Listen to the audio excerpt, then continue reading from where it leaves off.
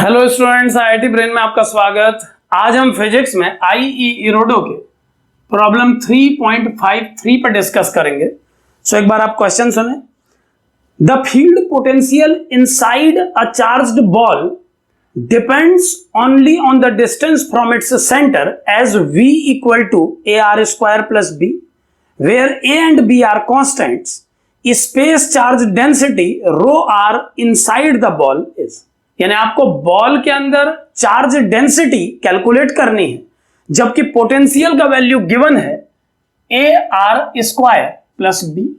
अब एक बार ध्यान से समझें कि स्पेस चार्ज डेंसिटी के प्रॉब्लम्स हम इससे पहले भी कर चुके हैं और हम जानते हैं कि ऐसे केसेस में differential form of Gauss's theorem एक एप्लीकेशन के रूप में यूज किया जाता है। Differential form of Gauss's theorem electric field को स्पेस चार्ज डेंसिटी से डायरेक्ट कनेक्ट करता है।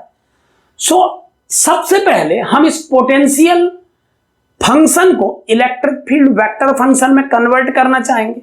हम जानते हैं कि पोटेंशियल ग्रेडियंट को इलेक्ट्रिक फील्ड से एफिलिएट किया जा सकता है। चूंकि इस केस में पोटेंशियल को रेडियस के टर्म में प्रेजेंट किया गया है, तो पोलर फॉर्म में हमें यह कनेक्शन बनाना होगा। अगर मैं इलेक्ट्रिक फील्ड को पोटेंशियल से एफिलिएट करूं पोलर फॉर्म में, तो जो आउटकम आएगा उसे एक बार ध्यान से देखें। वो होगा minus del V by del R R cap minus del V by R del theta N cap. कुछ इस तरह से इलेक्ट्रिक फील्ड वेक्टर को दिया जाएगा पोलर कोऑर्डिनेट्स में। यहां पर रेडियल कोऑर्डिनेट में बात कही गई है और हम जानते हैं कि ये एक्सप्लेन करने का पोलर वे है। अब अगर मैं v को डिफरेंशिएट करूं डिफरेंट वेरिएबल्स के रिस्पेक्ट में और यहां पुट करूं, तो इलेक्ट्रिक फील्ड वेक्टर का वैल्यू मुझे मिलेगा minus del V by del R, जिसे आप देख पा रहे हैं ये होना चाहिए a into 2r R cap, और b का डिफरेंशिएशन 0 होगा, सो मैंने उसे इंक्लूड नहीं किया है। और रही बात ये दूसरे टर्म की, तो चूंकि ये डिफरेंशिएशन थीटा के रिस्पेक्ट में है और हमारे एक्सप्रेशन में थीटा इन्वॉल्व नहीं है, तो इस सेकेंड टर्म का वैल्यू 0 आ जाना चाहिए। यानी इलेक्ट्रिक फील्ड को इस केस में माइनस 2AR आर वेक्टर लिखा जा सकता है। और अब अगर मैं इलेक्ट्रिक फील्ड वेक्टर को जानने के बाद Gauss's theorem in differential form use करूं, तो क्या आउटकम बनेगा एक बार देखें। जो फॉर्मेट यूज किया जाएगा वो है del dot E vector equal to rho upon epsilon not.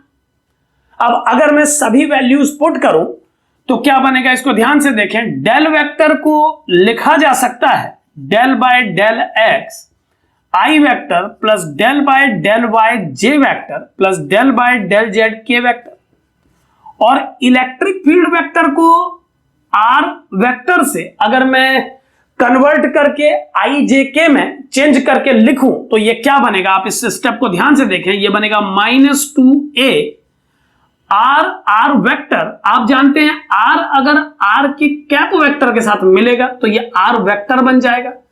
मैं इसे आर वेक्टर से प्रेजेंट करके इस कैप को यहां से हटा रहा हूं। और आप जानते हैं आर वेक्टर को कार्टेशियन फॉर्म में लिखा जा सकता है एक्स आई कैप प्लस वाई जे कैप प्लस जेड के कैप। इलेक्ट्रिक फील्ड को कुछ इस तरह से हम प्रेजेंट कर पाएंगे, और इस प्रोडक्ट को, इस स्केलर प्रोडक्ट को रो अपॉन एप्सिलॉन नॉट के बराबर होना चाहिए गॉसेस थ्योरम के अकॉर्डिंगली। और अब अगर मैं इसे फाइनल सॉल्व करूं तो ये बनेगा माइनस 2 है, जो कि एक कांस्टेंट है। इस टर्म को इस टर्म से डॉट करने पर हमें 1 मिलेगा। आप देख सकते हैं आई और आई वेक्टर का डॉट प्रोडक्ट 1 होना चाहिए, और डेल बाय डेल एक्स अगर आप x का करेंगे तो वो 1 होगा।